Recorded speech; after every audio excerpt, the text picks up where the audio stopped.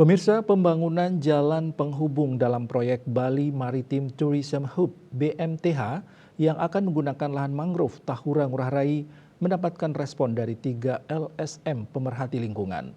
Pasalnya, Tahura Ngurah Rai yang luasannya kian berkurang kembali terancam pembangunan jalan penghubung yang dibangun oleh Pelindo 3 Pelabuhan Benoa. Bali Made Krisna Dinata mengatakan proyek yang dibangun oleh Pelindo tersebut akan menjadi proyek yang akan turut mengurangi luasan mangrove Tahura Ngurah Rai. Padahal sebelum proyek reklamasi yang dilakukan oleh Pelindo juga telah menyebabkan matinya 17 hektar mangrove yang sampai saat ini tidak ada pertanggungjawaban serta sanksi yang tegas dari pemerintah Provinsi Bali. Lebih lanjut, ia menuturkan jika dalam keterangan di berbagai media, Pelindo mengatakan jika proyek ini merupakan proyek strategis nasional yang ditargetkan rampung pada 2025. Namun jika pembangunan proyek ini dilakukan dengan menerabas mangrove yang tentu akan mengurangi luasan mangrove Tahura Ngurah Rai, proyek yang dibangun oleh Pelindo adalah contoh proyek strategis nasional yang merusak mangrove dan lingkungan.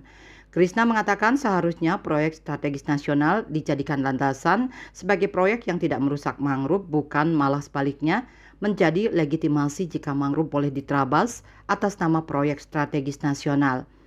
Selanjutnya menyikapi sikap UPTD Tahura Ngurah Rai yang setuju hutan mangrove kembali dibabat dalam pembangunan proyek ini, Imade Juli Untung Pratama, Divisi Advokasi Komite Kerja Advokasi Lingkungan Hidup Kekal Bali menerangkan, jika selama ini pihaknya melihat tidak ada perlindungan pada mangrove Tahura Ngurah Rai, terlebih dari ancaman akibat pembangunan infrastruktur yang sebelumnya telah membuat belasan hektar mangrove Tahura Ngurah Rai mati oleh proyek Pelindo.